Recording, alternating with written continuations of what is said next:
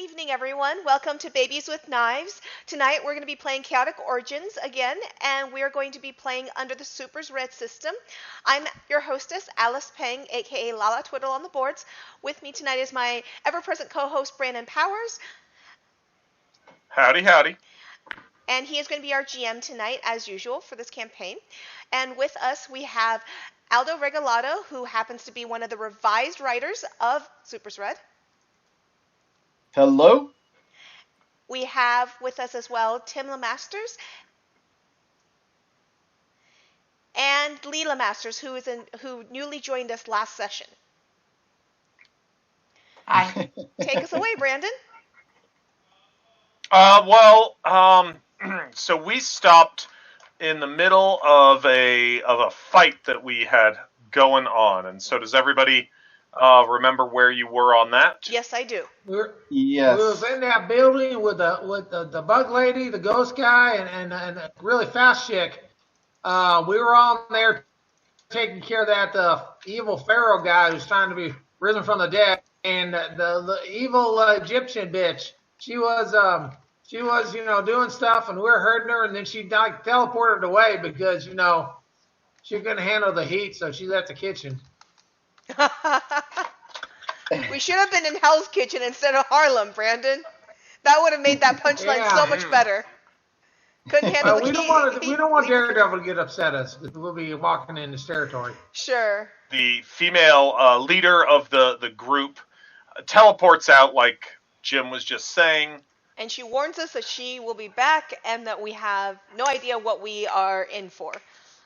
All the typical, supervillain lingo. Yeah. That is absolutely correct.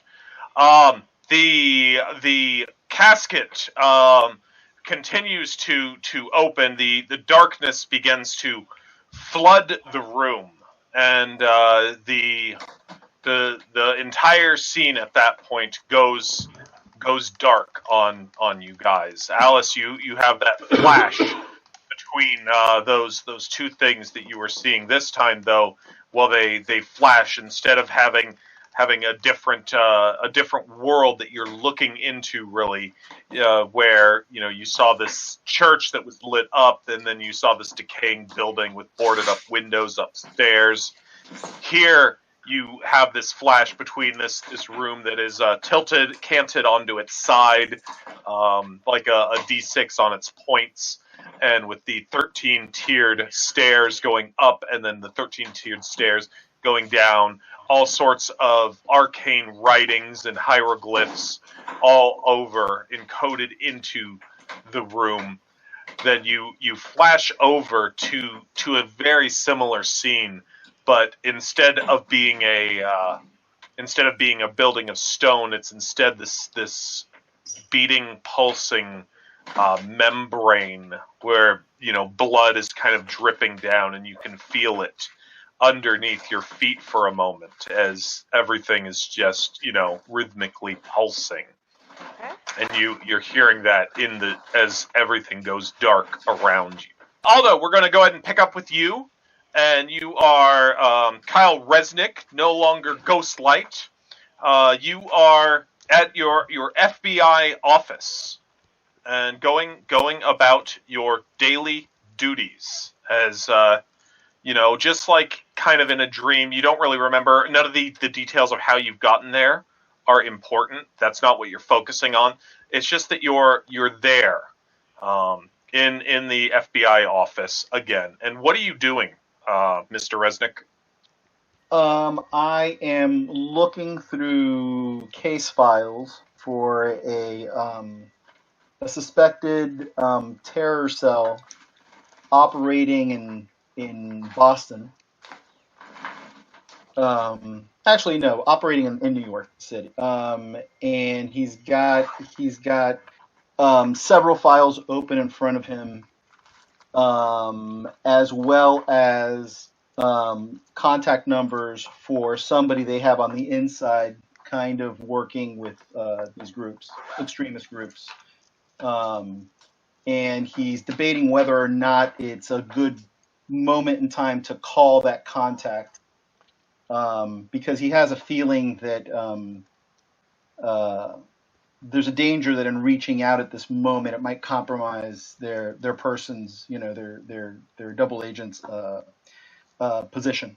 So he's kind of musing over, do I, don't I, do I, don't I? What's the right move here? And you're agonizing about that in your office. People, you can hear them moving on around outside a normal day at the office, and the your one of your coworkers comes in, and he's like, Resnick, have you seen this? And he flips on your TV, and you can hear, as your doors open, that people are talking and such. And there's this report of hostages being taken at the Met, and that there are these superheroes that have responded. And there you see, this weird looking individual with this cloak behind them, a mask on, and this kind of uh, brain fart, this electricity playing across their chest. And something calls out to you about it, but you're not really familiar with what it is on that. Is he thinking like old Resnick? Would that be an appropriate response? Go ahead and go with whatever you want. Oh, geez, cosplayers in their pajamas. This ought to be good. So, what are you showing me here? Is this for It's real? all over the news that it's happening right now down Wait, at this the is Metropolitan actually Museum of happening. Art. He's gonna stand up and like look at it. So this is actually happening. This isn't street theater. Apparently, at some lady's big ball that happens at the museum, they've been hostages taken. What's the ghost man doing at this point as he's watching him on the screen? The ghost guy, as well as these two other individuals, that there's this blue energy that kind of circles around the three of them, and one of them looks like a big crystalline, statue that moves, and the other one looks like a fairly attractive young mixed ethnicity girl that is in some sort of sorcerer getup.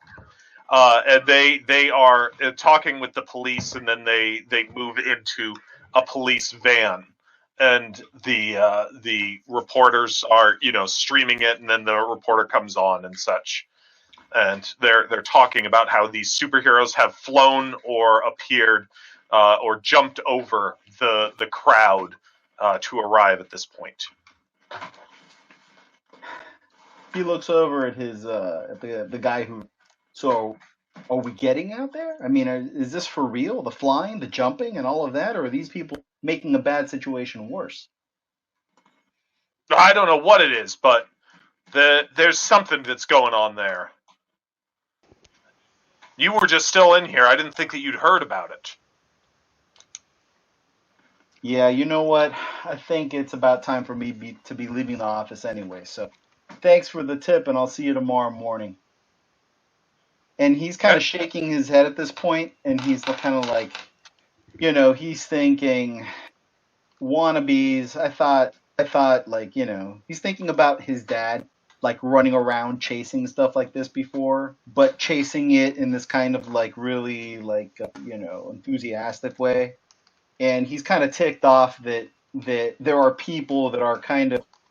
He's probably ticked off because it actually elicits a little bit of that in him, and he's kind of pissed off at himself because like this is bullcrap. These are people who are out there, uh, uh, causing harm by spreading these false notions. And he wants to, it's probably after hours anyway. It's right for him to leave the office anyway. So he's going to go home, but really go to the site and see if he can't see what these jokers are all about. Sure. And you move through the office area, and people are watching this, and they're talking about it, trying to, people, your boss is like trying to interact with them, but it's more background to you as you move through. And he's trying to get, files, or who are these people? We should have had files on whoever these jokers are. And as you're moving through, you start to hear this deep resonant sound that's just playing on. And as that sound goes, it starts to go dark around you, and then it comes up, and you're at the site that you were intending to go to. And let's go over to Alice. Alice, you as Kayla are, yeah, that's what I said, isn't it? Yep. Okay, because when you say it like that, I thought I was being corrected. You were going so I was just saying it at the time. Sorry. You as Kayla are at the Metropolitan Museum of Art catering an event with your father for his restaurant. What's the restaurant called? I know, sac passe. Lee, what does that mean? It just means how's it going? You are there helping your dad out with his restaurant, sac passe. And all of a sudden these individuals storm in, wielding guns, shouting things. Some of them have this weird high-tech blue energy and such, that the scene quickly forwards, and you hear that same that I was describing to Kyle, this deep resonant sound, and just like in a dream, all of a sudden the scene changes, but you don't really register it that much, and then you're on a bunch of you have been taken hostage and such. And as you're seeing this, the lights have dimmed in the room. It's much darker here, and I hold on to my father, most of the people concerned, and just trying to hold on to each other and trying to stay small, trying not to get ourselves killed. Okay. While you are in the scene change, and everybody ends up tied up and such. You find that you, unlike the rest of them, are not tied up. Okay. What are you going to do? I will at that point tell my father, stay low, and I will start basically crawling my way underneath one of the serving tables and trying to basically get under the tablecloth, and then I'm going to try and use that to cover me as I start navigating around to try and get a look around and see where our hostage takers are, and see if I can basically get us a phone to call out or some way to get help, to get some situational awareness. Okay.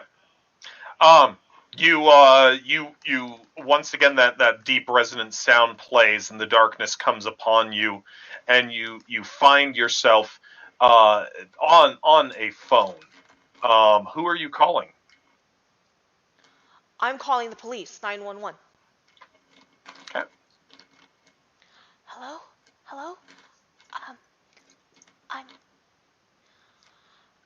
Is anyone there? I'm stuck inside the Metropolitan Museum. We need help. We've been taken hostage.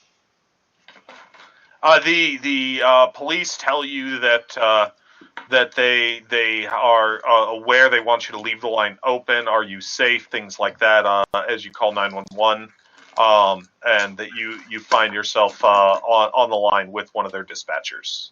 Okay. I don't know if they'll catch me here. I took one of their phones that they dropped. It belongs to one of the bad guys. They're really weird looking. They've got these weird gauntlets, and they're shooting electricity everywhere. I think they broke the lights. And yeah, everything you notice is darker than what you remember it being before this all started to you.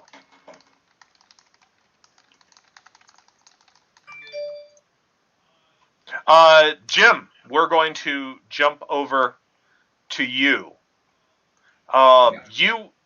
You find yourself in New York City. You have run into hard times after being discharged from the war, after your parents have passed, and all, you find yourself homeless. You find that you are basically surviving day to day, and sometimes those days involve things as disreputable and as dumpster diving. You are out at the service entrance to the Metropolitan Museum of Art, and you are trying to salvage anything that you can from a catered event, as they are getting rid of plates before they hit the dumpster, basically. And that's when you suddenly see a group of 5 armed individuals run in to the museum. What is it that you want to do? Now, me? You are human. You are in dirty clothes, and it's a warm day, but you still have some layers on you. But yes, you are human looking, and Well, I don't know what I can do. I ain't got no gun or nothing. Anyone else notice these guys coming in the building? they blew right past you as you were dumpster diving. Didn't really notice you, and they grabbed the people at the service entrance and started hustling them into the building under the cover of their guns. Is there any of them in view of me right now? Can I see any of them right now? Or they already went inside? They have all run inside at this point. Shit. Now, damn. I just can't stand outside and do nothing. Maybe I can find a phone or something inside. Is the door open? Yes, the door is still open at this point. Okay, I sneak in. Is there like when I go in, do I find anything with service clothes or anything in them? Yeah, you find lots of clean caterers' clothes and such like that. I sneak in for after they get stuff. I take off my dirty clothes. I switch out of my dirty clothes into the servant clothes, and I go to the bathroom, try to clean myself as best I can, get the dirt and everything off of me. Oh, okay. I'm trying to find a phone. Okay. You end up tracking down a phone on it. Well, who are you calling? Are you similarly calling 911? Yeah. Okay.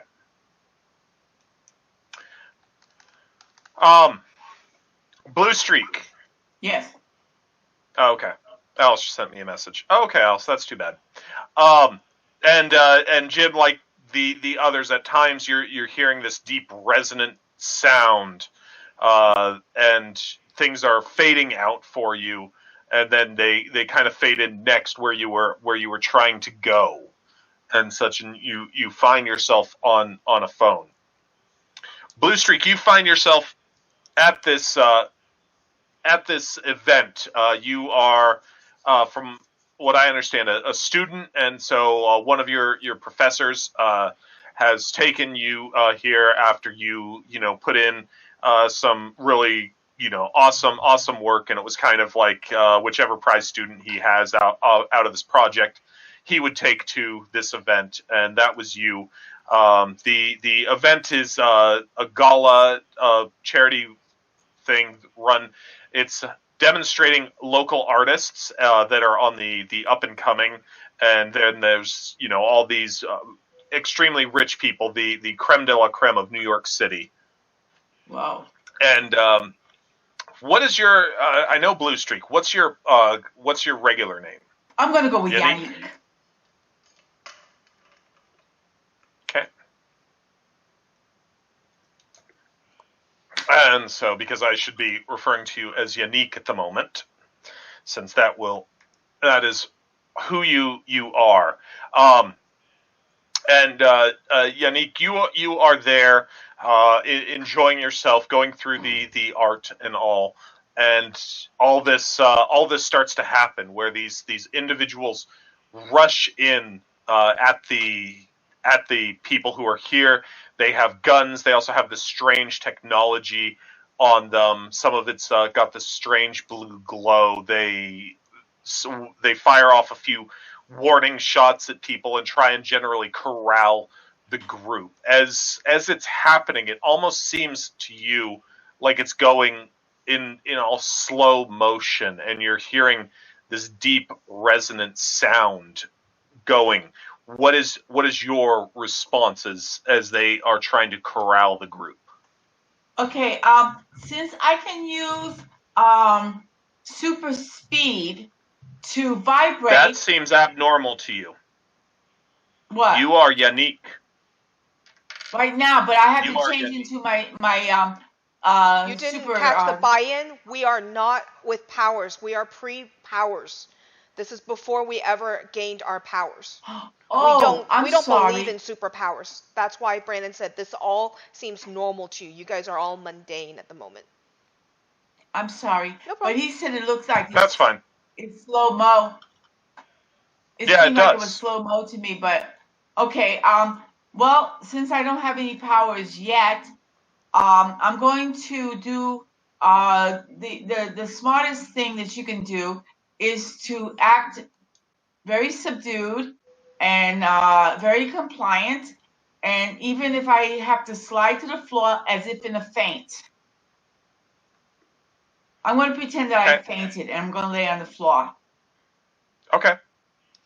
You find yourself in the room, lying on the floor that has kind of fallen underneath a table. There's a girl there who looks like she's of mixed African ancestry that goes, raises her finger up to her lips and shushes you as you come back, and she whispers to you that she's going to go find a phone. That sound goes off again as you hear it, and the room goes dark, and then comes back. And where did you just stay hidden under the table at that point? I'm going to stay hidden under the table, yes. But if it's an art show, they usually have tables with some kind of tablecloth. So I'm going to Yeah. one of those tables and try to hide. Okay. Kyle, we're gonna jump back over to you. You were coming to the scene, correct? Yeah. So Okay. he's, whoever looks like is in charge of the police cordon, or you'll approach them. You come over here, and there are police officers, but the people that you left behind at your office, they're here as well, and it looks like one of the people from your office, the same guy that ran into your office, Kip Rutledge. I'm sorry, Brandon. That he seems. I cut out. You all froze for about 10 seconds, so I everything before Kip Rutledge. Okay. You come onto the scene, and instead of the local Leos being in charge of this scene, it looks like the same people that you left behind at the office are the ones that are in charge of what's going on. The same individual that rushed into your office to make you aware seems to be the one that's talking, that's leading everything, and his name is Kip Rutledge. What are you doing as you come on? All right, Rutledge. What's the situation? He looks you up and down, and he's like, I thought you went home. I thought you were suspended. And for a second there, he sounds like your boss, and you kind of remember a similar scene where out here in front of the Met, talking with your superior, and it just flashes for you for a second. Wait, what do you mean? What are you talking about, Rutledge? Look at him like dead in the face. Suspended for what? Okay. For something in Massachusetts, wasn't it? What did you do in Massachusetts? He's gonna, at first he's kind of dismissing it. Is there anything that he could roll to in the process of dismissing it, like think about Massachusetts for a moment? Is there anything that comes to him, or is he like? You're welcome to apply the dice that you think might be applicable on something like that. Okay. All right, fair It enough. was part of an investigation. I know that much, so that wouldn't be out of the realm of possibility. I don't know if you have anything else. Well, yeah, I was. Yeah, investigation works or awareness. I think it's probably more awareness. Well, no, let's do Go investigation for it. because he played his mind. You know, he was toying with all of that with his mind. So yeah, let's do investigation. And I rolled an 11 total. Oh, that's a really good roll. You suddenly have this flash back to a hectic series of scenes, not a montage, but more just like jarring images Mhm. of arriving in a small town in Massachusetts. First, it's like the state line, welcome to Massachusetts. Then it's getting out of the car in this small town there. You jerk around to a few times where interacting with people, and then it's night, and it's much more like a horror movie. The images are canted a little bit, like they're being taken while running. You are going into this swamp area. There you are following somebody, and you ended up at this basically an old bomb shelter type facility that was built out in the swamp, which seems fairly strange to you. There's not really a group to evacuate to this place. Going in, you all of a sudden presented with this flux capacitor image of like a being of energy, where the center of the flux capacitor is the ball. It's trapped in this glass prison, and a bunch of scientists are trying different things on it. There's obvious UGAs, as you identify them, unidentified government agents around, and you are following that. There's an explosion. There's this crystalline man that runs through the scene, and really brief thing. And as you snap back, you just see this koala bear looking at you. What? A koala Koala bear looking at you. And this has nothing to do with the fact that I was watching koala bears earlier, Alice. Uh-huh. By the way, you didn't end up nicking your fingers with that X-Acto while you were laughing, did you? No, I did not cut myself. I found that watching true facts about different animal kingdom things is not a great thing to do while I'm using a sharp-bladed object, because I'm worried I might just laugh myself into slicing a finger off. So that's the series of images that you get as you try and think about that for just a minute. Okay, so it doesn't as hold. you come back. Okay, all right. Huh? So that's yeah. As you come back, you memory. hear that. Yeah. As you come back, you hear that same resonant sound, and Kip Rutledge he's got his arm over your shoulder, and he's just finished talking about what all is going on and the plan of assault that you guys are going to have. All right, I've got this. Yeah, makes sense. By the way, where are those whack jobs that were here? The ones that showed up on the scene, the ones that were supposedly, allegedly flying and leaping and all of that. They've been neutralized? We think that exactly that. And he thumps your chest with a finger. Good man. We've got them holed up, and he points over at a police van. I don't think they could have done anything. They gave up without any sort of fight. They had no spirit to them whatsoever. All right, then let's do the job the way it needs to be done. Let's go. Okay. As you start moving in on that and all, and once again, Alice, you're on the phone. Jim is on the phone. Unique, you are hiding underneath a table, and all of a sudden that sound goes off again, that deep resonant sound effect, and I will go ahead and give you guys that, and that's what I'm talking about. You can play just a few seconds of it to get the impression of the sound that's going off. And I am know playing what it it for our means. audience. What's that, Jim? Aldo appears to be Oh. pixelated. Yeah, although, Yep. yeah, it's Okay. cleared up. It happens. I played it for our audience to hear. All right, awesome. All of a sudden, you guys snap to the four of you are together. Each one of you is dressed in a suit. You guys are here together, and by a suit I mean like a three-piece suit. No, three-piece, yeah. Or Okay. pantsuit. Yep. Not like a super suit or something. Am I wearing a caterer's suit specifically? Or No. okay. What? Um. Hold on. Run that by me again. I'm dressed in a suit now. Yep. You're wearing a Yes. suit. Three-piece. I ain't been in a suit since I graduated high school.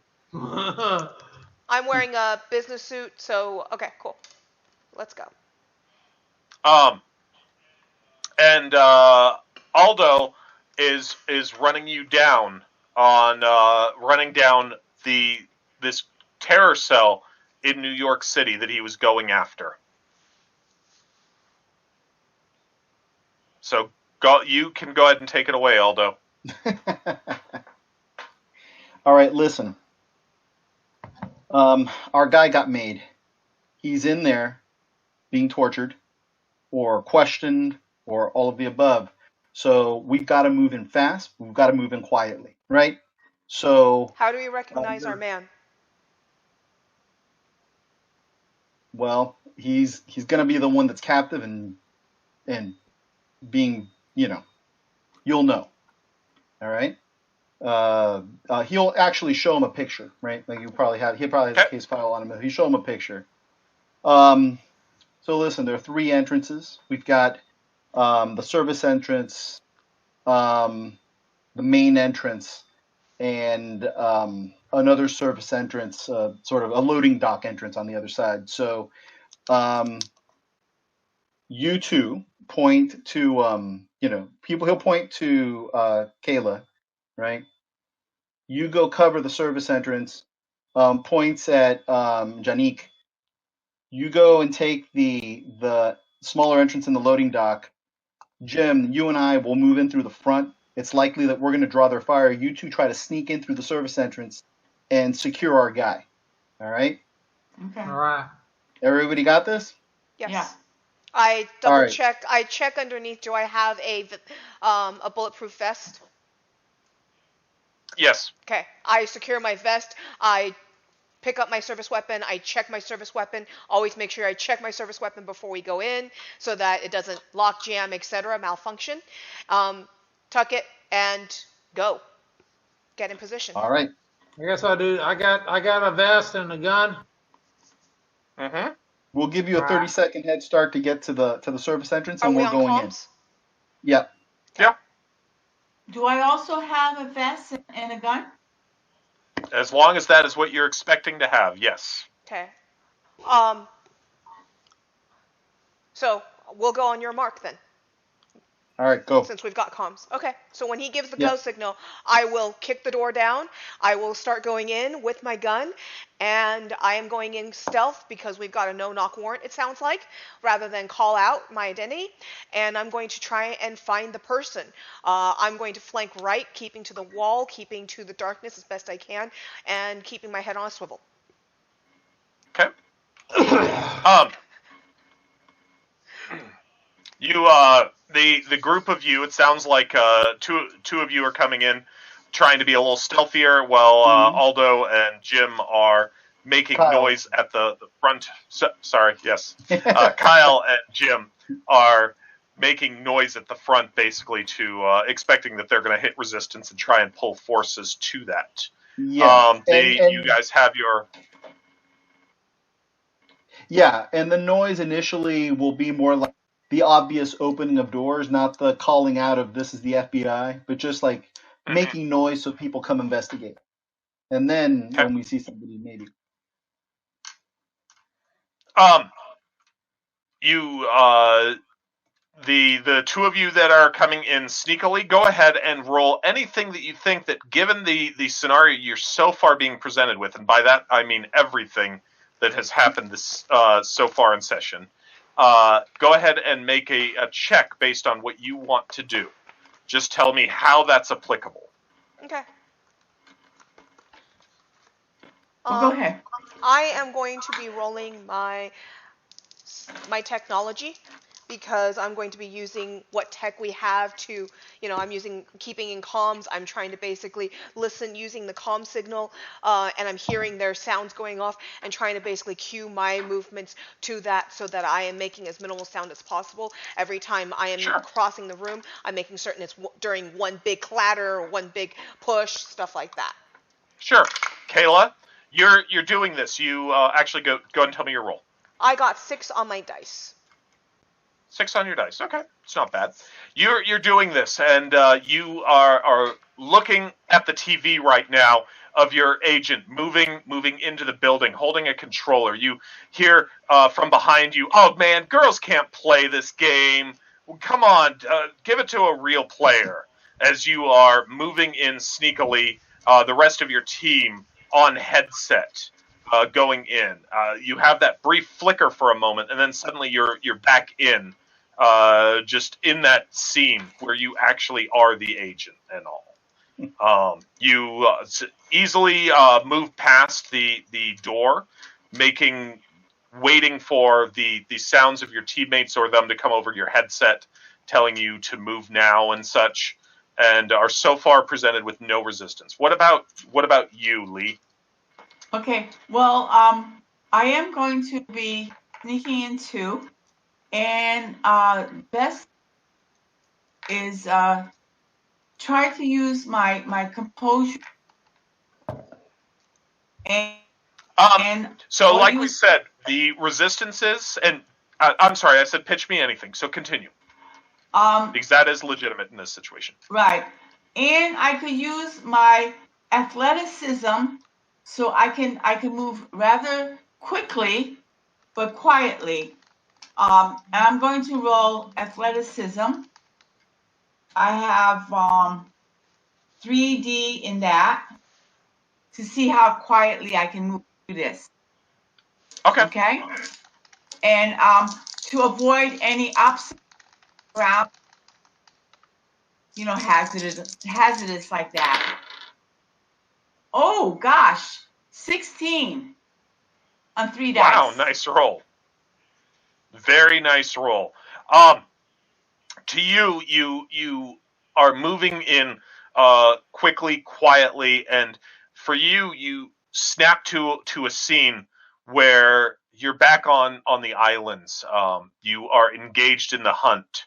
That you have other hunters, 3 other hunters that are trying to track down your quarry and such, and you are quickly moving through the trees and such, breaking into an all-out sprint at some times to try and get the perfect shot as you are moving through, and then you're back here, moving into position.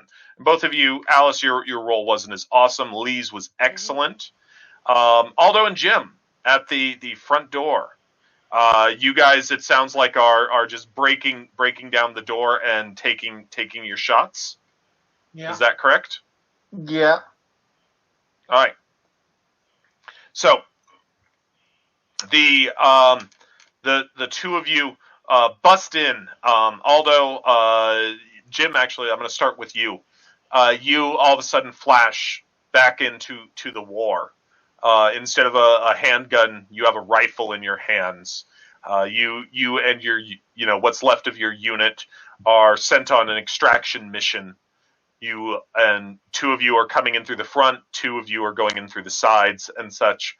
And it's just a war-torn scene, buildings falling apart all around you, snaps into your mind. And then in just a second, you're back where you were. You are wearing the business suit with your sidearm and such, breaking into the room there. And Aldo, your scene doesn't really change, but for well, that's not true. Your scene does change, but for a brief second, you find yourself just flashing, unlike the rest who have kind of gotten a narrative. You flash for just a second, and you're in a swampy area just for a brief moment, and then you snap back to here. There's a little bit more confusion than the other three got some sort of clarity that based it in their own life and their own experience. And for you, you just kind of felt lost in the swamp for a moment. He Go ahead. he he's there was a line of questioning, or there was something that was in an act that was triggered by the swamp thing before, and then the koala bear jarred me out. So he, like, since he gets another kind of flashback or vision or whatever of the swamp again, kind of try to move past the image he has in his mind of why the heck he saw a koala bear, and go back to the flux capacitor kind of scene that he saw. And using investigation, try to see if that connects in his mind to the light pattern that was on one of the hooded figure's costume. Okay. If that makes Go sense. ahead and roll that again. Okay. Rolled a 12. Oh, 12. Okay. You do that, and that deep resonant sound all of a sudden reverberates through all of you. You're not breaking into a house anymore. Alice, you are literally coming out of a sewer pipe into a bomb shelter like complex. Still Lee, still dressed in a suit? Or am I now dressed in combat fatigues or what? Yeah, let's go with more combat fatigues. Okay. Lee, and you've got a rifle and you're breaking in. Lee, you just came in through a secondary exit, a natural cavern that connects up to this complex, and it's kind of the back way in to the complex, and the two, you both are coming in. Aldo and Jim, you guys just blew in your way through the front door into a complex, and gunfire starts to go off and such as the group of you engage. The four of you meet back up in not across a room. That Jim and Kyle. Yes, go ahead, Lee. Because we're popping in and out of reality. If I understand what's going on, if I may. Go ahead. Thank you. By all means, ask. Okay. I'm sorry. Maybe you clicked out when you actually said what you were doing. Yeah, your microphone went off repeat. for a few seconds at the very beginning, so we didn't hear what you said you were doing. Because we're popping in and out of realities, I want to do an awareness to see if I can figure out what's happening. Why am I popping from one scene to another with such rapidity? Okay. Never mind. I rolled a 3. Okay. And you guys are closing in, like I say, on a room that Jim and Kyle are together. The other two of you are on far sides of the room from them, but you guys are all entering into the same room. You're going in, and in the center of the room, there's this glass tube, basically, that has like this flux capacitor kind of energy that I was talking about going on. 3 lightning bolts coming off of this small ball of light. The lightning bolts never fully discharge. They're kind of moving around like one of those fun orbs that you put your hand on, and then all the light comes up to your hands. But it's just moving around. There are smaller bolts. There are a bunch of just kind of literally faceless individuals around the room, obvious scientists or government agents and such that seem to be doing some sort of experimentation on the individual in the glass case. You hear words that are more like a Charlie Brown teacher talking. And so I'm going yep, to exactly. I'm going to tap my comms. Echo 5 to HQ. Echo 5 to HQ. Anyone there? You guys are going to be calm silent. Okay. You guys have each other. Okay. Brandon, Yes. in the real world, this specific site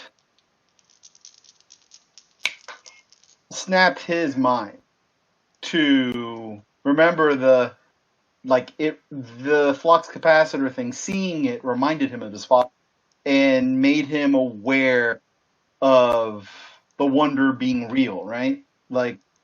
So what are the odds that it'll do that now? Unless there's something. I think that's a pretty good thing. Go ahead and try your will. It sounds like my will. Okay, let's do that. I am going to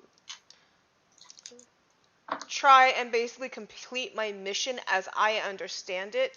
So I'm assuming I'm supposed to secure the asset, and so I'm going to start searching for the asset.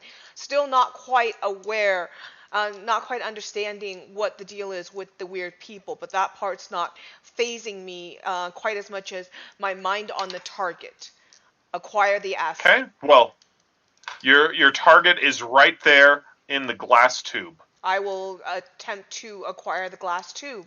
So, sure. And let me hear how Aldo's roll went. Oh yes, I apologize for interrupting. That's okay.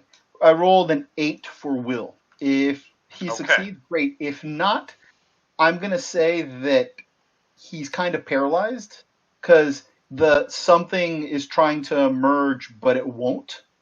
Right. So I'll defer my actions until something else jars me one way or the other, but I rolled an 8. Okay, we're gonna go ahead and start with Yannick. And what is given this scene that you guys are coming into a darkly lit lab? Picture any horror or science fiction movie where that kind of experimentation is going on, and you'll get a good image of the lab. These literally faceless agents and scientists that are there beginning to become aware of your group and acting with hostility. What are you going to be doing here, Yannick? Now let me understand. When you say faceless, does it look like they're wearing like a stocking over their face that obliterates the features like the mouth? No. Do you remember Dick Tracy, Madonna's character? The old 90s movie? Or in the Matrix movie when they say, what would it be like if you couldn't talk or couldn't breathe, and then the lips melt away, it's just this blank slate, and the nose melts away and there's a blank slate. So these have no eyes. Yeah, so there's like a bump where the nose is, there's a depression where the eyes are and such, but it's just this flesh covering of it. No determining features, no ability to see out. It is this strange, and even in a dream, that's honestly a fairly jarring thing at times. The only reason why that's not jarring... Oh, sorry, go ahead. I'm going to use my will to hang on to what I know is reality, the real reality. And once I get that, then I will have from which I can judge. Okay. All right. Go ahead and roll your will. 3d6. 11. Okay. All right. Alice, you see as you run into the room with your mission of secure the target, and you see both Agent you see both Resnick and Unique. They all of a sudden just seem to freeze up, given the scene around them. Jim, you're catching that on your partner more than across the room of Unique. Seeing all of a sudden he just freezes up. And we are going to move on to Ghostlight. Okay. As you're frozen, are you still deferring your action? Yeah. So, Kyle or Ghostlight? Kyle. Kyle. Yeah. Yeah. I mean, it's like he sees the lightning. Well, the flux capacitor kind of effect.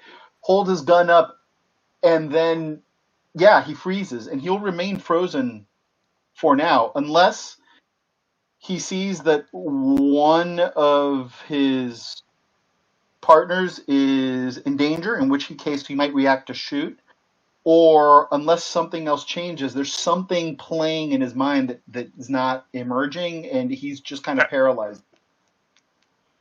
All right, Scarab, what about you?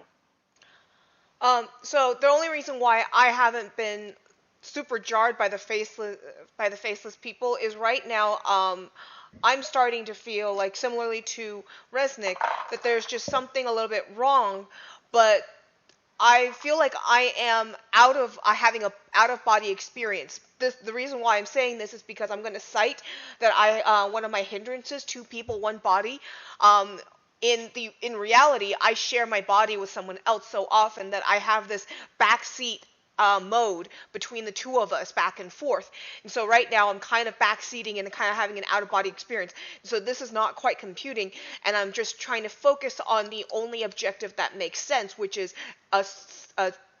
acquire the target, and hoping that will resolve the situation according to whoever is currently in the front seat of this mind right now. So Go ahead and roll your composure for me. Sure. I am really good at that. Are you silently talking to yourself, Jim? Huh? Are you silently talking to yourself? I saw you mouth moving. 15? So what am I seeing? Try to go back to what I'm seeing right now. I see my partner frozen. Sure, let me. He's not moving. Yep. Yeah, let me get to what you're seeing after I finish Kayla's action. Kayla, what are you doing to secure the target? Since you're staying on mission right now. So at this point, I am basically going to, shoot to, as my orders would be, so shoot to disable the people as I need to, or try and basically physically disable whoever is around me to get to the item, to get to the target. And if it looks like they're scientists and whatnot, I am specifically trying not to injure them too badly. I am only there to disable. So only shoot them, in the leg so that they can't move, come after me, or I'm going to basically, All right, Alice, punch them. They are beginning to react with violence. The agents already have guns that they are pulling, and you see even the scientists have sidearms. So, what are you doing? At that point, you said I seem to have a semi-automatic, so I will semi-automatic light up the room and just basically be charging for the item as I'm shooting in a very action movie scene, as I am just semi-autoing through the room and trying to charge through to my destination. All right. Are you sticking with technology? No. Since you are allowing for since you're allowing resistances in this situation, I am going to go. It depends if it's a very applicable, but you chose your filter to this is through you were playing a game a moment ago. Yes, and so if I'm doing that, then I am you're going to be using composure because I have the will and the strength to succeed. Okay. 6, 10, 15 again. Different numbers, but 15 again. Okay. Oh, geez. All right. You shoot like an American, to quote Sean Connery from League of Extraordinary Gentlemen. That's why I have a semi-auto. There are bullets going everywhere, and there are perfect outlines around a lot of the guys that I see many a They have TV not. show like that. Yeah, I but shoot like a you hit stormtrooper, some apparently. of them. Oh, I Yes, actually hit some of them, so I can't be a you do stormtrooper. hit some of them and all, but the group of them is not really taking damage from what you have going on. I'm However, making- you have reached Cool.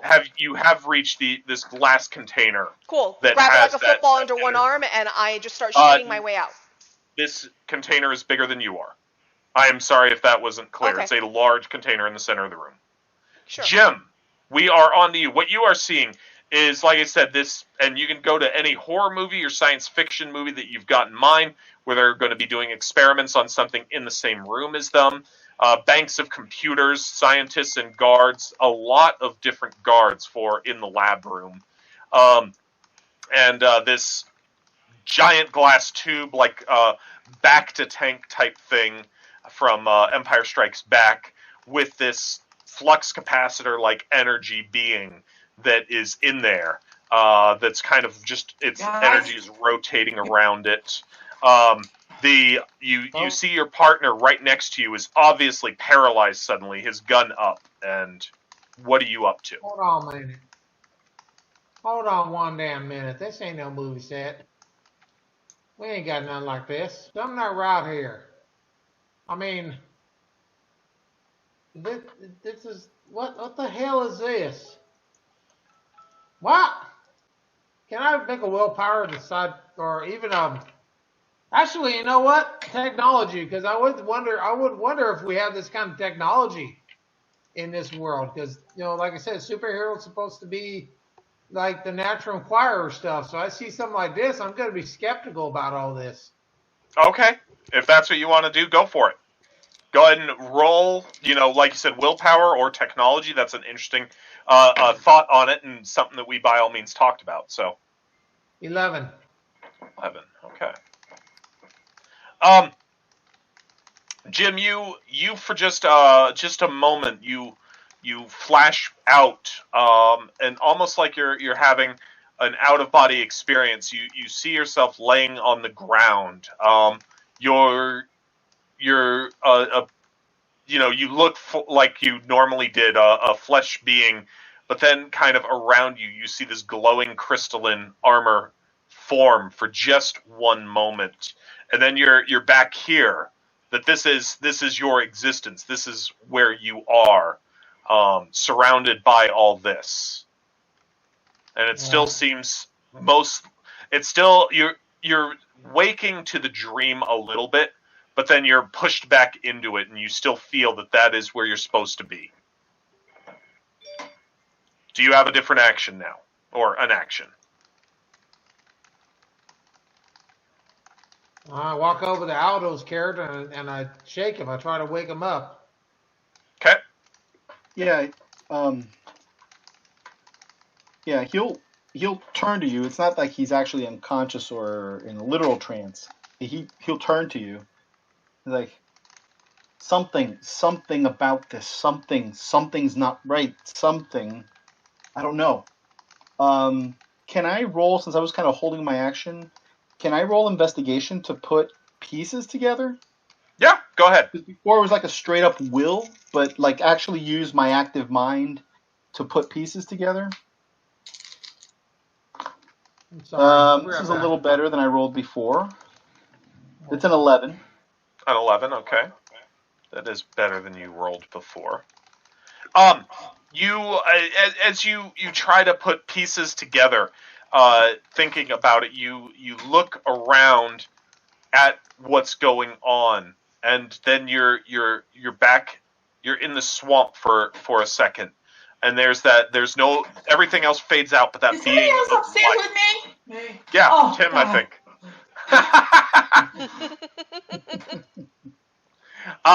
There's that He being likes of. to sneak up on me. I think the horror movie aspect might be getting to Lee a little bit. No. All right. We need So to you're- all put on scream masks now. You're up out in the swamp, and everything else just kind of fades out for a moment as that didgeridoo music is playing, and there's that light, that energy of light, and even that fades out slower, and then you see that koala sitting up on just a stump in the swamp and playing the didgeridoo. Okay. Playing the didgeridoo. Yes, the didgeridoo, he's a normal sized koala. The didgeridoo's like an 8 foot long, huge stick with live eucalyptus leaves coming off of it and such. Hey, like, this is not more than a memory. Like, I'm actually like there right now. You flash to that for a moment, and Okay. and then you come back, but Do your we all flash movements to were it, or the is exact it just same. him? Just Yeah. Aldo. So, Okay. yeah. So he yells "Hey" and puts his hands up towards it, but then he's back in the room. Yeah, and as you come back, you feel your weapon slam into your body as you've dropped it, as you're throwing your hands up and trying to get attention and such. Yeah. Do you have a action? You know what? He's gonna be like, all right, maybe if we take out these guys, we'll get the moment we need to figure this out. So he's just gonna jump in and start like, punching the daylights out of these faceless people. Okay, go ahead and roll that. All right, and he'll tell him, all right, maybe if we take these guys out, we'll get to the bottom of this, and and kind of move in. He drops his gun. He's just gonna go for fists. Oh, it's strapped onto you. So, but Okay. you can go wading in if you want. Still gonna go wading in. All right. I rolled a 14. Are you swinging at agents or scientists? I guess agents. Okay. Agents on my way to scientists. Don't discriminate. Punch everybody. Okay. You wade in, and a group of agents just clusters around you. You start punching them, and a couple of them fall down, but there's many that are now, around you as you've gone in swinging all of a sudden. Okay. All right. Fair enough. Blue Streak. It is your action again. Okay. What I wanted to say is, on the islands, there's a lot of jungle, and in the jungles, there's some shamans, and sometimes shamans use these strange compounds that give off hallucinogenic effects. So I want to do survival and smell the air to see if I can detect if there's such a thing going on here. Is that possible? Sure. Okay. I got 2D.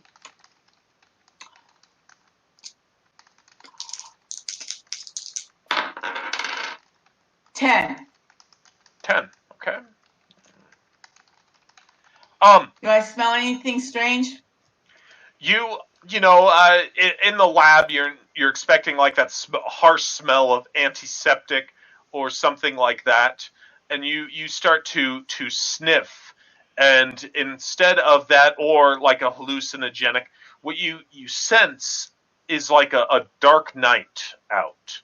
The smell of when there's mist rolling in and a dark night, and there's just a tinge of blood and smoke in the air. Ugh.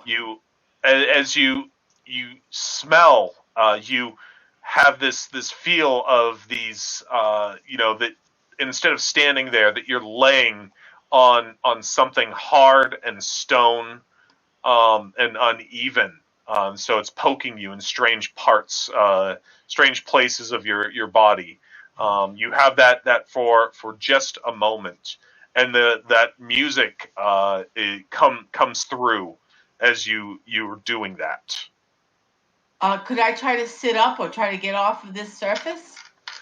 You snap back to where you are in that laboratory as you do that for a minute.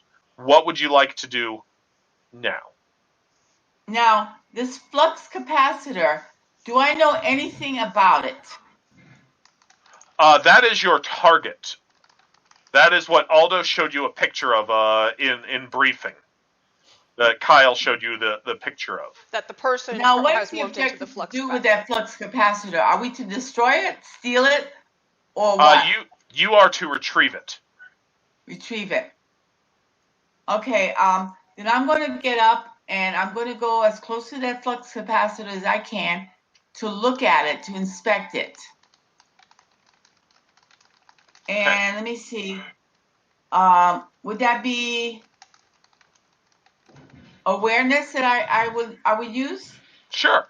You Okay. run up to it and try and really investigate it real quick. Well, I'm going to move slowly. Okay. Because, just in case that it would react to my running up to it, I don't want to trigger it, so I'm going to move slowly. 10. Okay. It looks like this strange light or lightning-like effect kind of playing around within the prison, the glass cage, or glass-looking cage.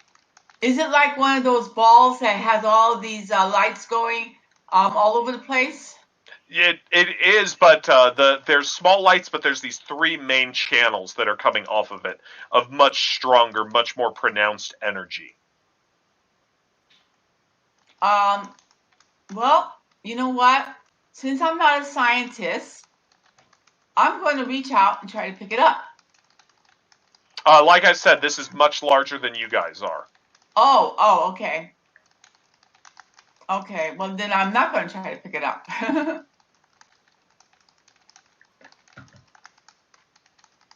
So let me move on at that point. Alright. These guys. The agents that are in the room now begin to react, having already pulled their sidearms out and started to react to you guys, are now going to fire. Each one of them is shooting, though Aldo, you're getting punched by them as you are in the middle of a brawl with a group of them. So they are going to be shooting each towards each one of you. For Alice and for Kayla and for Yannick, they are being a little careful, a little cautious in how they are shooting at you guys, since you're both near the big tank. So Alice, go ahead and give me a defense. Sure. I will use my. Given the way that I am feeling about the situation, and it's a new round, I'm going to use my composure again, because I'm just thinking that this is just going to go around me, or I'm not going to get hit by it. This just doesn't seem right, and so I'm just going to, dodge as I see fit, kind of Neo it. Okay.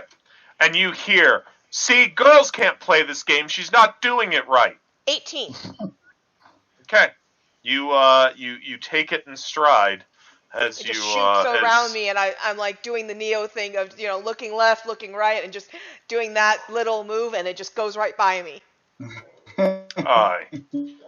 For Yannick, what about you? How are you resisting this? I have my reaction, and I'm going to try to duck and dodge. Okay. Now I have I'm using that as my best. I have 5d6. All right. Kayla, as she jumps and dodges, all of a sudden you see this blue energy kind of form up in the area that the two of you are trailing off of her for a moment. What do you roll? Okay. Ooh. 22. 22. She as you are just playing it cool and letting the bullets move around you as you apparently act like Neo, she just runs and seems to almost outrace them. For Big Jim over there, they open up and they're not as concerned with you as they are shooting at you. And how are you defending on this? I guess I'll use reaction is. Oh, are we recovered from the last fight? No, you are not.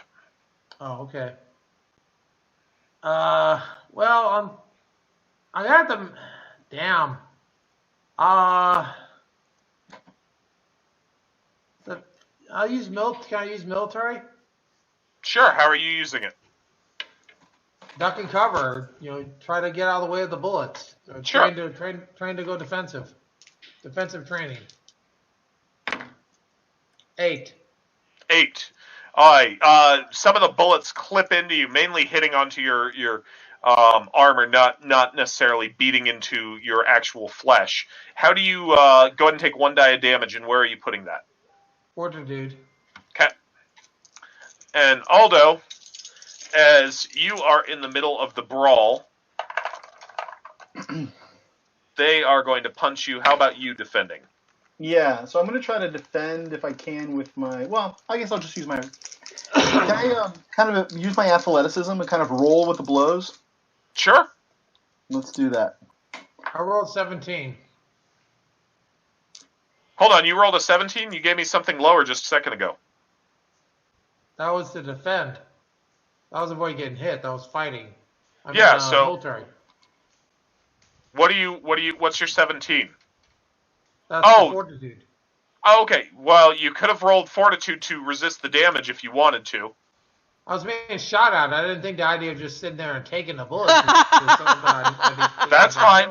Go ahead and mark off 1 on your fortitude. Like I said, take 1 damage there. But I didn't need a fortitude roll for you. Yeah, remember, you don't roll a separate roll to resist the damage. You figure the damage based on... Oh, okay. I take it out for fortitude, though. Okay. I rolled a 7 athleticism. Okay. You're rolling with them pretty well, but they outnumber you, and so they are punching you down. Go ahead and take 1 die of damage as they do that. Okay, I'm gonna have to take that to. He's pretty beat up from the last time, so he's gonna have to take that to. I'll say he twisted his ankle in one of those rolls. I mean, to take it to reaction. Okay. So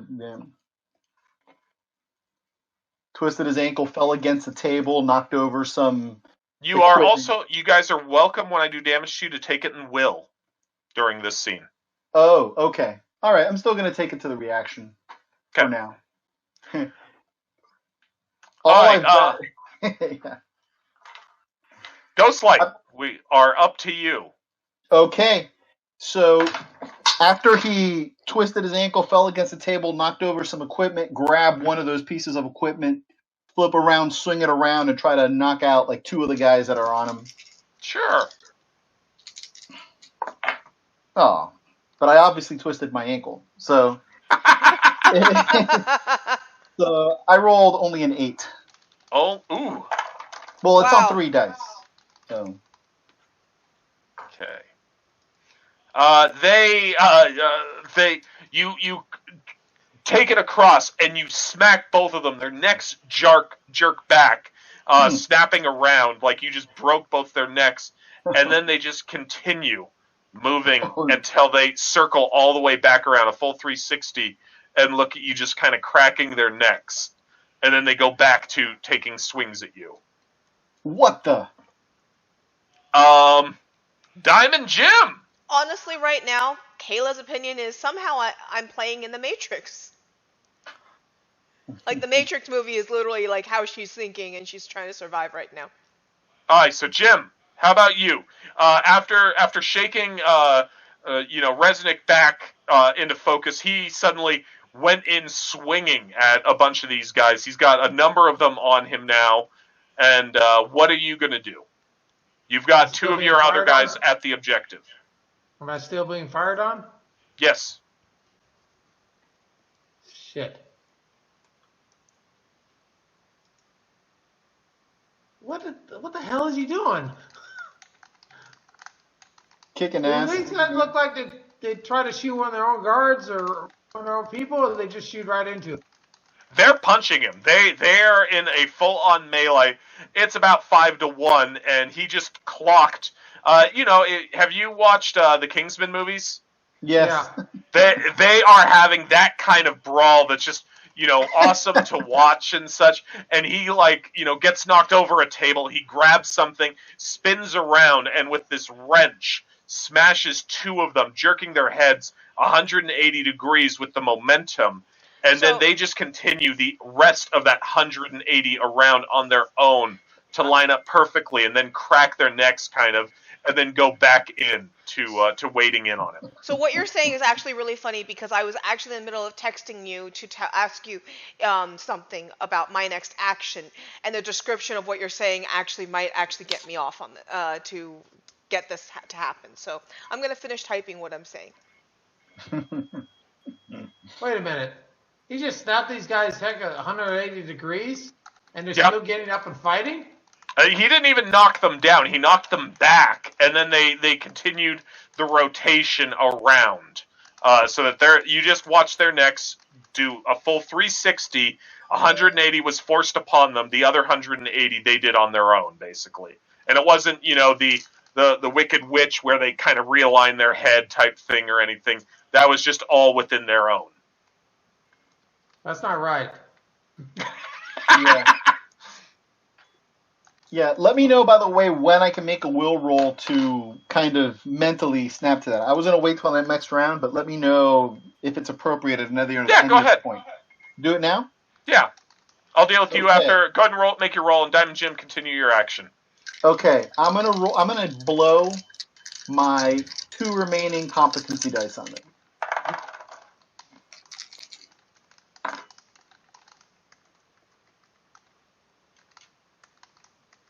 It's unfortunately, however, only a 13. Okay. All right, Brandon? Yeah.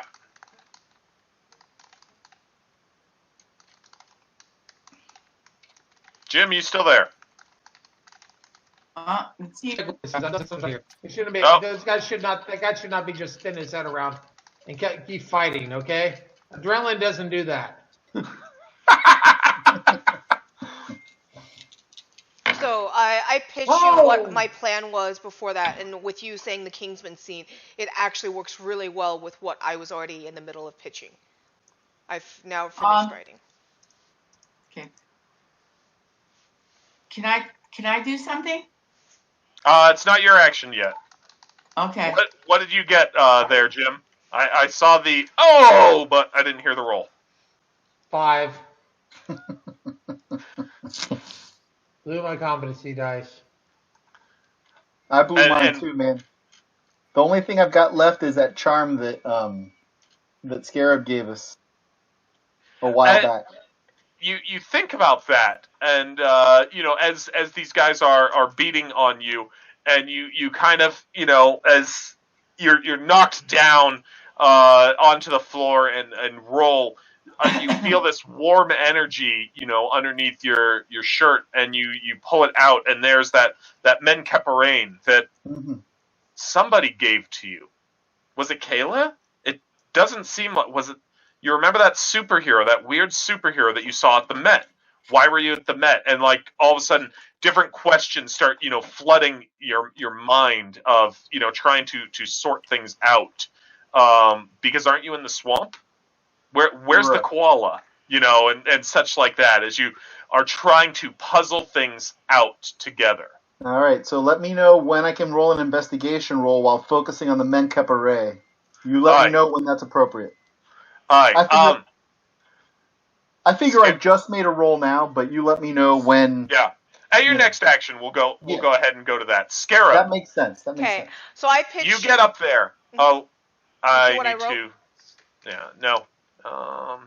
Because, oh my God, that's huge. Well, I told you I've been writing it for a while. While you said the Kingsman thing, I was already like halfway through writing that. Because I seriously pictured like a Kingsman, this ain't that kind of movie, bruh, when I was starting that. I'm like, I'm going to pitch this. I'm going to spend a competency die to do this. And, look, because it ain't that kind of movie, bruh, the flux capacitor already has a wheel system on it. I'm just going to detach it. I'm going to start walking out. All right, well, the question that you're asking me there is in the air. Because now you flash back. And there is the person who's above you all, your commanding officer, giving you your orders. And this is different than the briefing that you got with Resnick. This was after he covered the orders that were going on, and he is telling you, look, I know you're the only one in this group that I can actually trust. This is not an extraction mission. You need to terminate this. This is not an asset. This is a danger to us, to our nation. This is a danger to our way of life. You need to end the threat that's going to be going on. I don't think that I can rely on any of the other ones to deal with this. Okay. They just do not have what it takes. Then I am going to at that point set the charges on it that I have. So I'm going to take it off my combat fatigues, set the charges, and then I yell, "Everybody out!" And I set a 10-second timer and I start hauling butt out. Okay.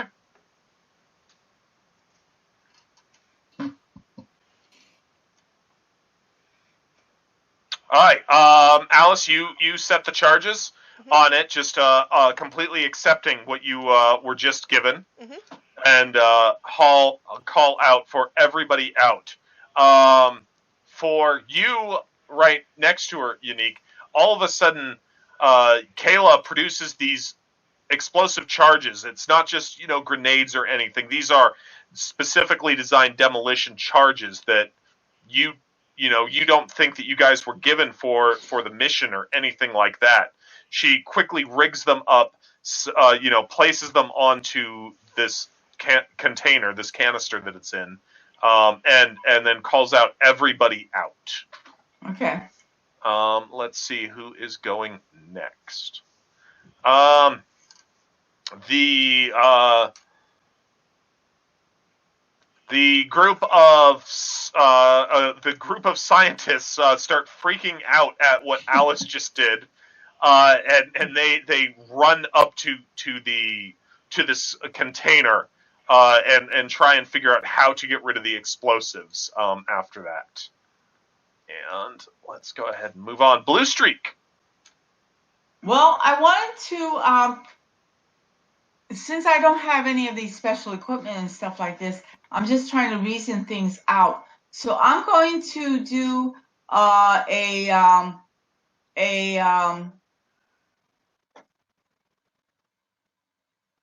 composure to see if the ones whose heads turn 360 degrees, I'm going to try to figure out, are they actual natural living creatures or some kind of a automaton?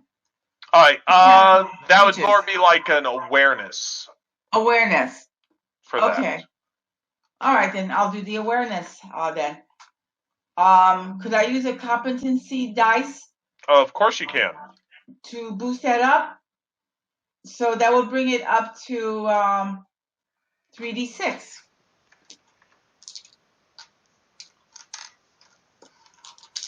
And while I'm doing that, I'm going to see what else I can figure out about it, okay? I got a total of 9. Total of 9. Okay. You aren't certain whether they're automaton or not. You don't see anything that would lead you to that. And actually, you can easily focus on this group of scientists that's in front of you, let's do that on them. Okay. They seem to be able to perceive in some ways. They easily move, even though they don't seem to have eyes. And they look like they are flesh as you are up close with them. There's something that strikes you as odd about them, though, with your roll. You look at them, and each of them has a name badge, and the badge is the exact same on each one of them. All right. How much education do I have in science? You have 2-die academics, I believe, on your character. That covers science as well as the humanities. Okay, then I'm going to use that to see if they are what I think they are. 2D. Got 8. All right, but what are you trying to do? I mean, you already tried to determine their nature with your last roll. Well, I tried to figure out if they were alive, but you gave me new information. You said that the name tags were all similar. So We're all the I same. was just All the same. so name. I was thinking if I can determine if they're all I don't want a metagame. That's why I did the rolling. But could me as Lee tell you what I think they might be? Sure, go ahead. Are they clones? What do you have on your academics? I rolled an 8. You think that cloning technology is future tech, but yes, they do seem like they could easily be clones. Okay. Well, you have to remember, I'm from a different place, so I will go wild and just make these wild assumptions. There you go. That's fine. Clones, huh? So you're standing right What do I next to know rigged about explosives, and you have a bunch of cloned scientists that are freaking out and trying to disarm the explosives. What are you doing? Well, I think I just should get out and try to get anybody who is human out with me. The only humans grab that them by you the see, arm and tell them, run. the only It's humans that you dangerous. see are the 4 that you came in with. Already, Kayla is running out. I'm running out too. Because Okay. if these are clones, if they blow up, oh well. All right. That was Blue Streak, the agents. Shooting at geez. I don't think I'm allowed to GM with my dice, Alice. When I play your game tomorrow, well, I'm not playing it tomorrow because we've got Modest Medusa tomorrow. But when I play your game, my dice do not roll like this. I know. But over half the numbers that I come up with against you guys are 6s. So, I'll gladly trade my dice for yours. Guess what I pulled out of storage today, Brandon? Next time we play a D20 one that I GM. Maybe I should GM me M&M. I should GM M&M. That way I get to use D20s. All right. Kayla and Yannick, both of you go ahead and give me a resistances. Some of the guys the soldiers types are shooting at you as you guys flee. You both can claim an extra die of cover. So. Okay. I'm going to do reaction, which is my best, and that's 5 already. So it'll be a total of 6. Let me see if I can dig this other dice out of this tiny container. Alice, what'd you get? My dice didn't finish. There we go. Yeah. I got 10. 10. Okay. You duck and you dodge and you are able to get away as using your cover. Okay. And what about you, Lee? Oh, I didn't even roll my cover die. No, my bad. 22. Okay. Once again, as Yannick starts running, that blue energy kind of manifests, and she quickly overtakes you. By the way, Kayla. Okay. Jim, you are similarly. You took and tried to get behind cover, so you can similarly grab 1 die of cover, and they shoot at you. Okay. So I guess I'll use military. Okay. Oh, nice! I got a 14. You are able to stay low, stay in cover, using your past experience and your training on the best way to survive a firefight. Well, the second best way. The first best way is not to be in one. Right.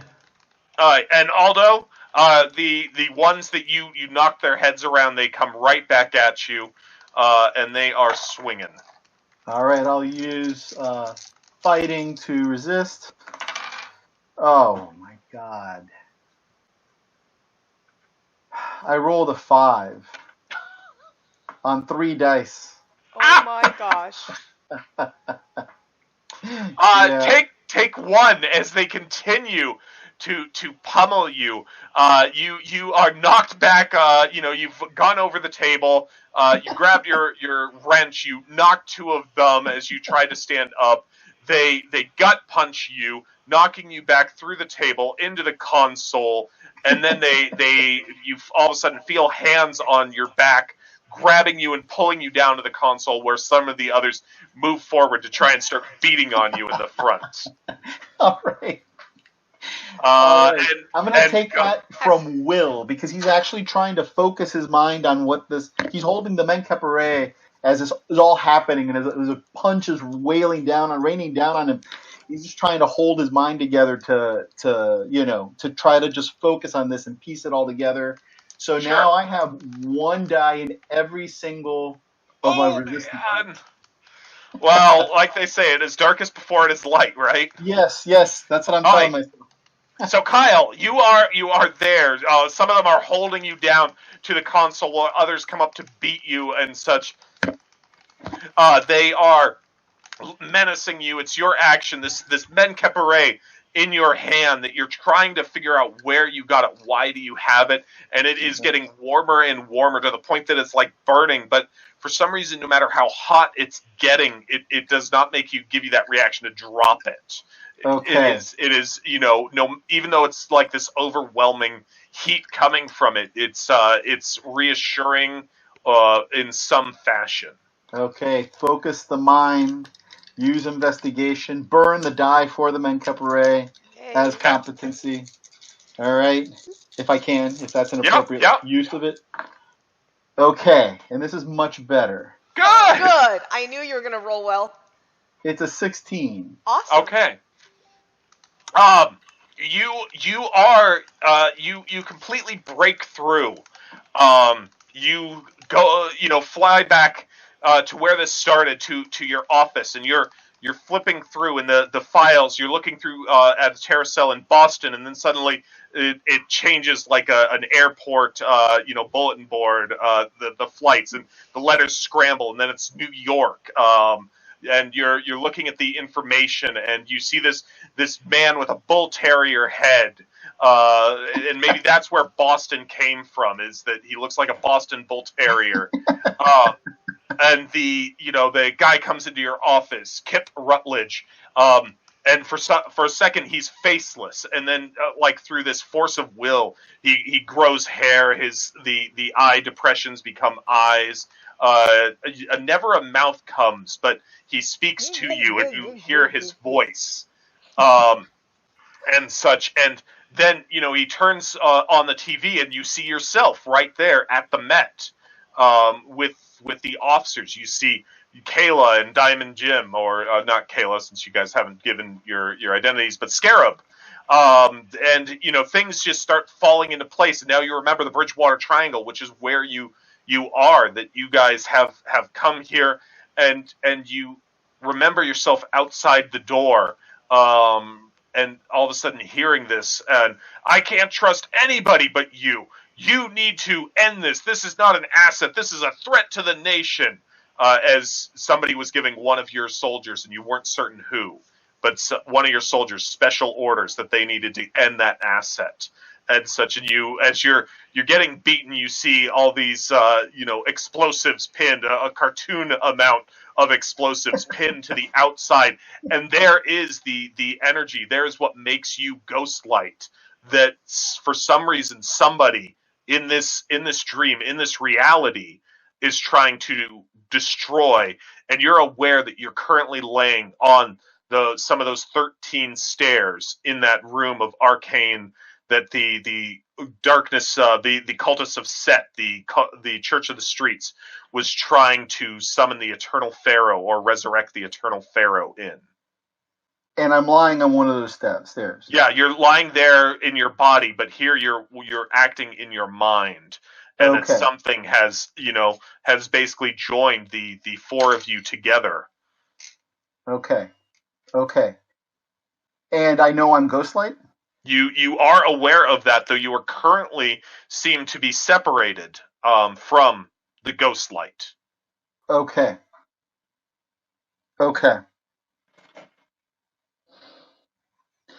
All right. Well, do I get an action now, or is that my action? Yes, you do. You Okay. completely get an action so these agents don't pummel you into oblivion. I'm going to try to break from the agents. He's going to try to break from the agents, and I know that that's what makes me ghostlight in front of me. I'm going to run for it and try to, like, run for it, take my gun, which is still strapped to me, and, like, try to basically shoot the Bacta tank, right? Okay. And merge with it, like, jump into it, essentially, if I could. I'm certain that I've seen this scene in many movies. And they're holding you down. Yes, exactly that, Tim. They're not holding you down in system. That was thematic to them Yes. Beating the tar out of you. Yes. And so yes, you run forward as these explosives are ticking down. Are you calling out anything to those around you? He's basically like, wait a minute, I'm not just Kyle. He's gonna like push them all away. He's like, as he's running, and he's like, I'm Ghostlight, and he's calling that out to himself, but everybody can hear it, right? It's a defiant proclamation. I am Ghostlight, and he's gonna shoot the thing and try to merge with it. Okay. You shoot through the glass and jump into the energy as the sound of the didgeridoo swells in your mind.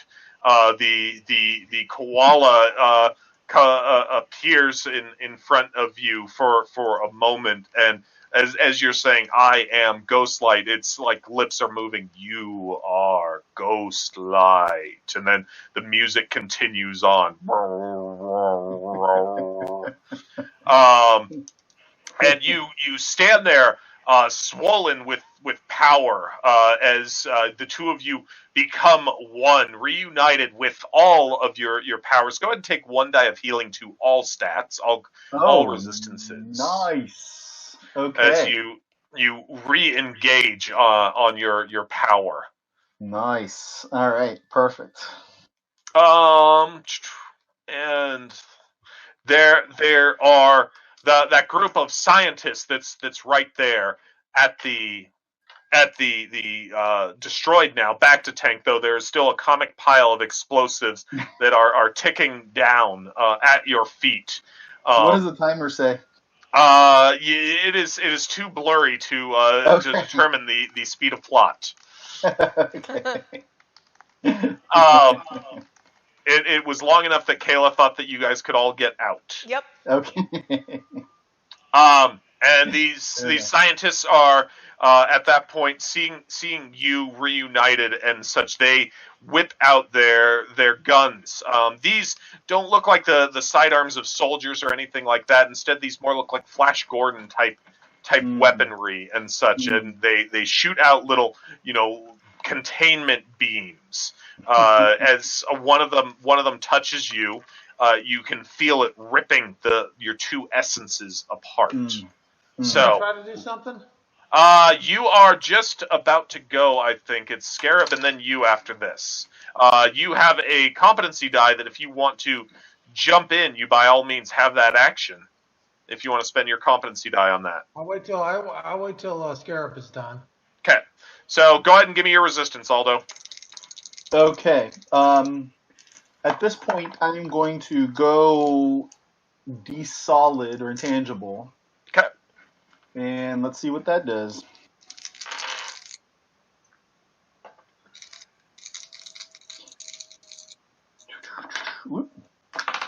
Oh man, I'm back to old Ghostlight. Because you weren't using my Mencap array that I gave you. I That's blessed the true. dice for you for that one. I rolled a total of a 6 on 3 dice. I'm just making a D&D character. Those wonderful resistances that I just healed on you. Go ahead and take 1 point off of that. Hey man. As you feel this beam, rip into you, and just suddenly jars the two recently remerged energies. Yeah, I'm gonna take it to fortitude as they try to rip us apart. I'm gonna take it to fortitude. And Scarab, you are up. Okay. So I would like to talk to you at this point. In my mind, the way that that was coming across on, you're the only one I can trust, you got to destroy it, etc., etc. As that voice was going, I kind of pictured in my head that the voice started going female on me. And I'm feeling like as if it's Scarab trying to pull me back, trying to pull me to reality and trying to say, that we have a job to do, etc. And so that voice kind of starts turning into this familiar female voice as I'm running away and I'm hearing the echoes of that order in my mind. I would like to, possibly like the charges that I'm laying, they might be oddly shaped like large bugs. And it works because certain charges, the way that they're placed, there are different blocks of explosives and then there's wires coming out. So the shape of it might just be a little bit odd for an explosive because they look like bugs and the wires are placed happen to be in a way that it looks, where I'm attaching, it looks like bug legs. And I would like to, at that point, try and basically pull myself out, trying to anchor myself in the, with that familiar voice, trying to figure out where that familiar voice comes from, where I know her from, and try and pull myself out of it. Okay, and what are you trying to roll for that? I would like to, at this point, try and roll awareness. Okay. Sounds great. I have something else I would like to use, but I'm not using it as the power is listed, but I'm using it for citing the name of it. So it's like a high aspect in, Fate or similar systems. I would like to say that I would like to activate Scarab Queen's Blessing and use that as my role, but I'm not actually activating wizardry. Would that be possible? I like awareness. Okay. I will activate awareness and yeah, I only have 3 dice on that. I don't think I'm going to use a comp die. 12. 4, 4, Nice 4. roll. I've got 4, 4, 4. Okay. You jerk for a moment to a hospital. You're sitting at the side of the bed. You hear the monitors beeping. You hear the sound of the blood pressure cuff inflating. Doctors, nurses talking in the background. My mother in the bed? And your mother is in the bed. And the words that she's saying is, Kayla, you're the only one that I can trust. You're the only one that I can trust. And that just keeps playing over and over in your, as like, you're the only one that I can trust. You're the only one that I can trust. And going back and forth, and you, like, each time you're just kind of seeing closer and closer to her lips. And as she's saying that, and just repeatedly to you, you see this for a brief moment, more this headdress that she's wearing, no longer this withered woman dying in a hospital bed, but this, large headdress, these flowing robes that she's wearing, that they are not Egyptian because she's the Brazilian one, right? Mm-hmm. She's Brazilian. Okay. Not that they have large similarities to the Scarab Queen's outfit, but they are not Egyptian in origin. Instead, they look much more like a Brazilian shaman. That some sort of great regalia that she would wear, and just those words. You're the only one that I can trust. You're the only, and then the didgeridoo almost plays in that same rhythm that you're hearing, and you're running away.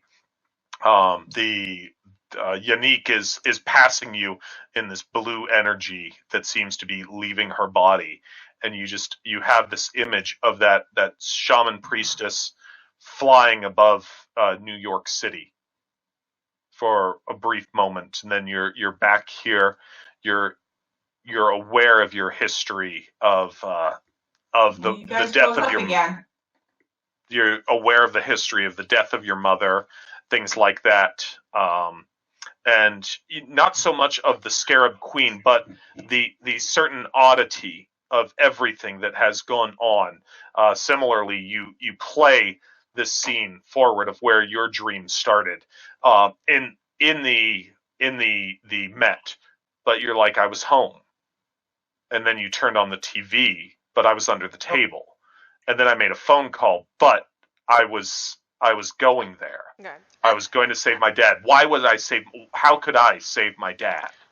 At this point, I'm going to ask if I'm not planning on tapping into the Scarab yet, but as was talked about by Scarab a few times and myself, she By the only way, helped. you haven't been using your accent. Yeah, I realized that because I wasn't thinking that I was actually Kayla for a lot of it. So that was intentional because I didn't actually think I was Kayla because the situations I was being given was someone much more aged. Um, the At this point though, I'm going to be realizing, like I said, I've been treating it like I'm seeing from an out of body experience. At this point, I would like to pitch that while I don't have the Scarab back, this connection to my mother allows me to have access of magic of the sands back, which is sun and sands back, which is my magic that comes from my blood and my ancestry and empowers me that I didn't know existed until Scarab Queen enlightened me to it. But now that I'm dealing with my mother and the shamanistic history, that I'm feeling that power enter my blood again. The power that gives me the strength to host the Scarab Queen. Is that okay?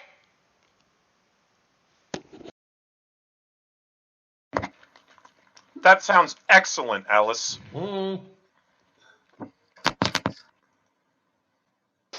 And right now, instead of it being sands, it feels like it's coming from the jungles, but I'm feeling that blood start to pulse through me. And I'm feeling it, that tie to the Brazilian lands, and I'm starting to feel that power pulsing and pulsing and pulsing.